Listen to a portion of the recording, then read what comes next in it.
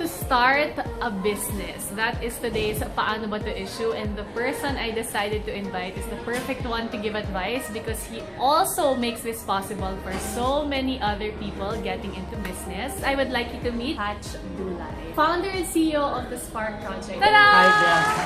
Very talk show ang setup namin today. We are actually here at the Spark Fest. Yes.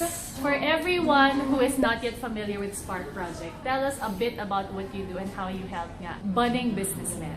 For Spark Project, we are a crowdfunding website. We're also a community, and our goal is really to enable aspiring entrepreneurs who want to start their business and put their stuff out there for people to see and support. So crowdfunding, it might be a new term for some, but the concept behind it is something that we're all familiar with. It's really basically pooling small amounts of money from a large number of individuals so that more people can participate in that pooling of money to be able to support entrepreneurs. Yes, I love it. Okay, so I was telling you earlier, I did a recent Paano ba to episode about taking a fearless first step. So I asked people, ano yung mga gusto nilang i-start but something has been stopping them. And the number one answer talaga is so many young Pinoys want to get into business pero are scared of so many factors. So if a young budding entrepreneur goes to you, meron ako idea, gusto ko mag-start ng ganitong business, whether it's a product or a service, what would your starting steps advice be? I receive a lot of people who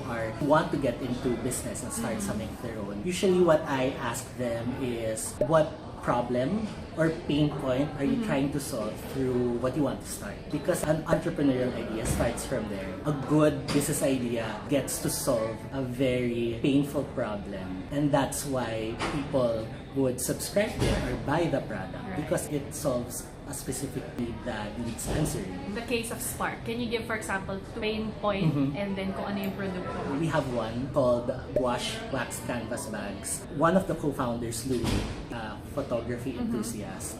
For him, being a photographer, he wanted a camera bag that would suit his needs. But during that time, what the market was offering him was either the super plain black na alam mo may SLR dun sa loob, or something that's colorful pero super expensive naman.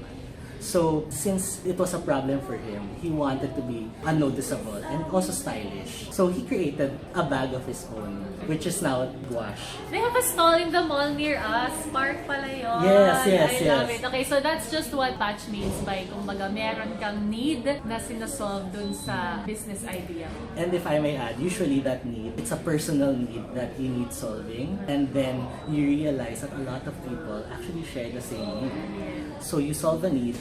I think coupled with that, a supplementary question or tip also is, what value do you offer? So it's one thing that you answer the problem, but what makes you different? Let's say ang daming nagpa-pop up burger, pero what makes your burger different from another person's burger joint? So always have that in mind, like how can I stand out? Right. Next. After that, kunyari meron ka ng solid idea, you're addressing at need, may unique positioning ka na, anong next?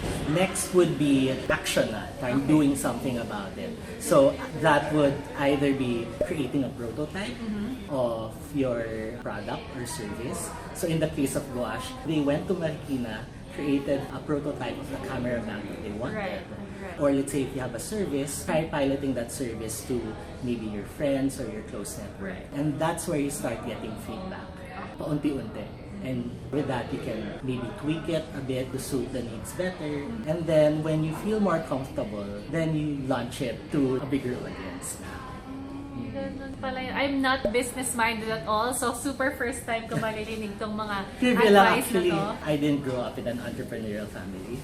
So I had to also learn You learned it on your this own. on my own. Dito sa Pinoy setting, a lot of people want to start a business, pero isa sa mga biggest hindrances, iniisip nila, ang dami kong kailangan na pera, saan ko kukunin ang pera? Okay. Money always an issue. Well, it's true. Money is a big factor in starting a business, but it's not the end all and be all of starting a business. business. Actually, right now, entrepreneurs or people who want to start a business are actually more lucky because there are communities, organizations who support more entrepreneurs. So it's just a matter of finding them. Actually, in the government, like BTI also provides some seed money or services or small loans for those who want to start their business. We have organizations, even companies now who are encouraging more entrepreneurs to start. So they have competitions that you can join and apply to, and then you get seed funding also. Money right now isn't much of a hindrance anymore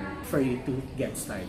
I think most important na nga ngayon is the willingness and the perseverance of the entrepreneur to make it happen. Kumbaga wala nang excuse for anyone to start because of the opportunities that are laid out. Nasa sayo na ngayon, willing ba ako, will I go for it? Correct. Meaning, now, kumbaga, if you had the idea 10 years ago, parang mas mahirap compared to how it is now. Kasi marketing din now, pwede sa social media. The cost of actually starting a business is much lower now. So we call it like we democratize. Mas nagiging level na yung playing field for everyone to start a business because of social media, funding websites, and because of all these different programs that the government, even private institutions have to support entrepreneurs. Okay, as a last question, I hope you don't mind. A lot of the same people who said they want to start something, but a big thing that is stopping them is the fear of failing. Meaning, hindi pa sila nag-umpisa, they're already afraid to fail because nobody wants to get into something, especially a business, just to fail, diba? Gusto natin win. So, what would your advice be? First, maybe is to change their perception on failure. It's hard because in our country, failure is something that is perceived very negative. There's a lot of shame that is connected with failure. But if you change your mindset of failure being a learning experience, other countries failing in business is actually a badge of honor. Like in Silicon Valley, for instance, na parang ang question sa mga how many businesses have you started and failed? That means hasang-hasa ka na. One is change in mindset, not being afraid of failure. In the startup world, they would say fail fast, fail forward. So you don't really see failure as a negative experience, but as a way for you to improve and propel. And there's no harm in starting small. That's, I guess, my next tip or input. You don't have to go big time right away. Some people who are starting out would usually start it as a side hustle and see first how that could be more sustainable. And then, pag nag-tip na, if nakita lang, uy, mas marami na ako nakuhang returns, mas profitable na siya, baka pwede na ako unti mag-transition into a full-time entrepreneur. That's another thing, na parang not to see it as an overwhelming activity, starting a business. You can start it unti-unti. Some people start it as a passion project first because they love doing craft, helping people solve a particular problem. And then eventually they get more clients, a lot more people see what they're doing and parang get their products or services. Then dun siya mag-boom. I love it. Thank you so much for all the wonderful advice. I hope a lot of young people watching this, even young at heart people watching this who have been wanting to start something, this is the sign you've been waiting for. Sana ito na yun. And if you would like to surround yourself with other like-minded people, a supportive community, please do follow Smart Project's social media accounts. Till next time!